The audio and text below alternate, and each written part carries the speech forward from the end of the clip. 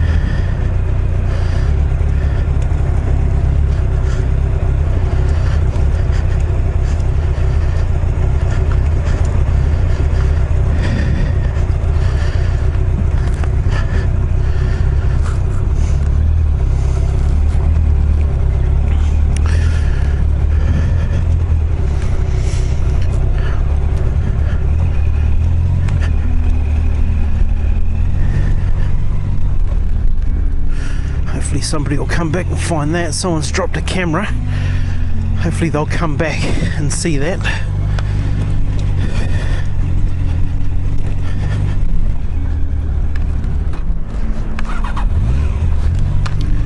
Right, here we go. Let's carry on. Gonna swap the SD card over in the camera in 3 hours time.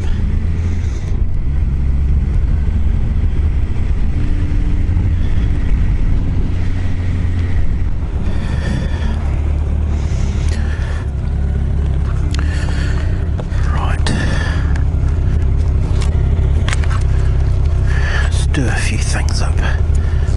That's better.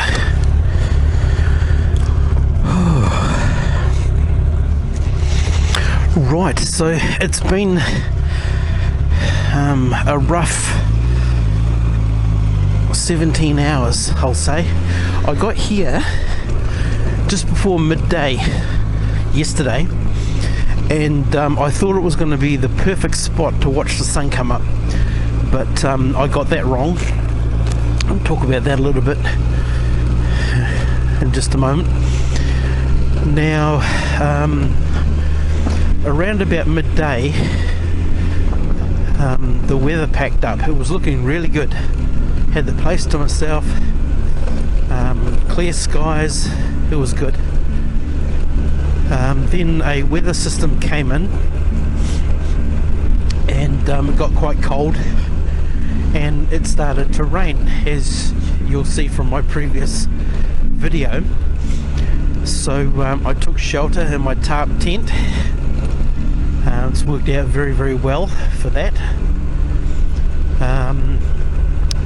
But it got very cold, so I jumped on a sleeping bag to keep warm, and the tarp tent is quite low, so the only option I had was to lay down, and my self-inflating bedroll is leaking, so it deflates. So with last night included, and from midday yesterday, I've been laying down for 17 hours, and with the sleeping bag that I've got, I'm very limited as to movement options. There's about 3 different positions that I can have in that sleeping bag. It's quite cramped in there. So it's been very cold, it's been wet, my bedroll is basically useless, my sleeping bag is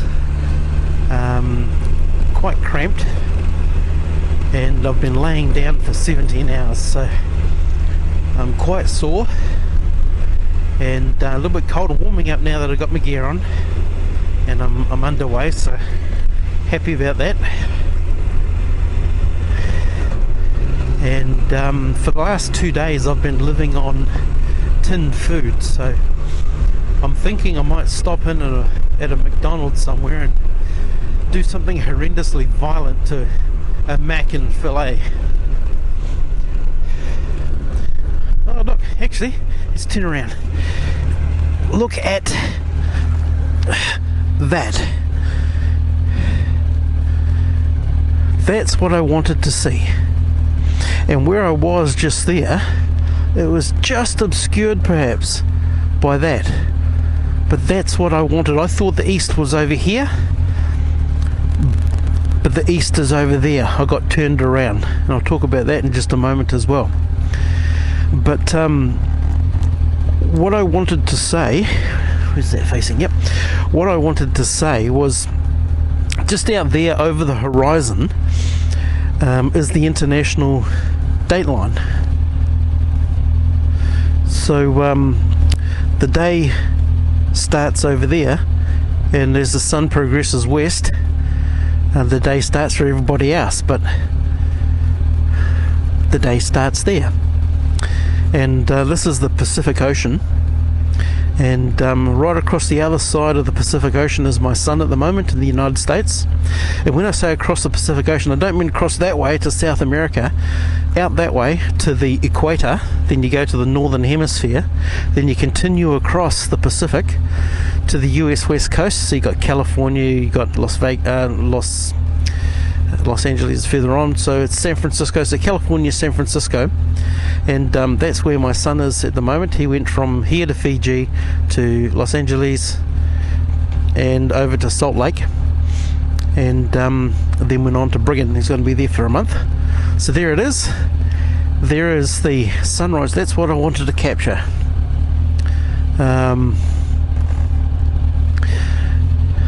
There's the sunrise on the east coast. International dateline just out there. So this is the start of the day for everyone. Right, good. I can carry on.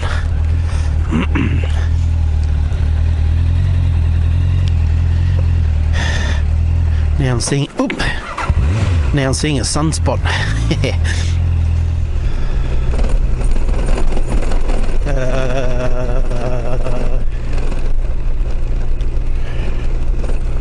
So that's good. So I got turned around. Now, with that term being turned around, you know, years ago I have thought, and you hear about hunters that get lost in the bush, and there's been times where I've thought, you know, how can that really happen? You know, you find a valley, you find a stream, and you follow it. How can that really happen? But a handful of years ago, I went to a place that I was very, very familiar with. I went hunting alone by myself, and I was in a creek bed, and I knew where the track was. That's cool. So I thought I'd climb up out of this creek bed, and I'll bush bash through to where I knew the track was. But what had happened is I'd punched through, and I'd crossed the track and carried on. Didn't even realise it. And so I was bush bashing for a little while, looking for this track, not realising that I'd already crossed it, and I got turned around, and I carried on, and I came across the other end of the track, and I thought, goodness me, how did I get here? I'm supposed to be at the opposite end. so I'd got turned around, and that's how people get lost. And just a few years ago, I went for a bushwalk with my brother. Don't know if I ever told him about this. And I knew where the track was, and I thought I'd take a quick shortcut through here and join back onto the track. And sure enough, I got turned around under a canopy of trees, as was the last time. Under a canopy of trees.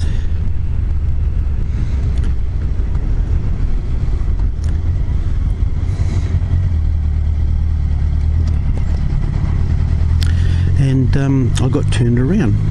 And just a couple of years ago with my brother, I took the shortcut and I got turned around again, and I wasn't totally sure where I was going. And it just so happened, don't know if I ever told my brother this, but I just caught a glimpse of him through the trees going, boom, gone again. And so I thought, right, okay, I need to be over there. That's cool. So I went over there and I joined up with him. But if I hadn't have just glimpsed him between the trees, I would have gotten lost. And they'd have to go and find me. Look at that. There's an old derelict house there. That's cool. It's just a ghost of a house. Place that has history. Used to be a home once. I find those a little bit fascinating, you know. They're long forgotten nothing now, but once upon a time they used to be a home. Anyway, I got the sunrise. After all that, I got the sunrise on the east coast, so that's cool. And in the previous video you will have seen the bad weather that closed in, and I had the place to myself up until that point. And I think 4 other cars, campers, showed up later on. Now during the night it cleared up. Now this is typical with New Zealand weather. There's a saying here that we have 4 seasons in one day, and that's largely because New Zealand is long and narrow, and a weather system can blow in on one side and then blow out the other side reasonably quickly. In a lot of countries, continents and the like, the US, Australia, a weather system can arrive and just stay put for a very long time, but in New Zealand it can change very quickly. Anyway, during the night, the whole sky cleared up and the stars came out, and man did they pop. Not like a balloon, but as I said previously, all of the stars were just shining. And out here, because there's no towns anywhere, there's no light pollution. And so the stars sort of had a 3D effect to them. It was almost as if that star is closer than that star. And I've only ever experienced that once before, when I was living in the Wairarapa, and I went hunting in a place where there was no light pollution, and it had the same effect. Everything was so amazingly crystal clear, and the stars were almost as if they were 3D. Last night I saw a few shooting stars, which were cool. The other thing too, in the northern sky, and that sort of answers my question too about being turned around, because I know Andromeda appears in our northern sky. Now Andromeda is a galaxy, the nearest galaxy to us, and I've often noted that when you're looking directly at it, you can barely make it out. But if you just glance away, the light given off and picked up by your peripheral vision makes it sort of glow like a smudge in the sky. And so it sort of almost has this effect where it appears to flash or blink as you look at it and you look away, and you look at it and you look away. And there was at least one other galaxy that I spotted last night, by the same effect, when you're looking directly at it, you can barely notice the light given off from it, but as you glance away in your peripheral vision, it stands out much more vividly. Just a funny thing. And the Milky Way was overhead, looking through the Milky Way. We're just on one of the spiral arms of the Milky Way, so we look through it from that aspect.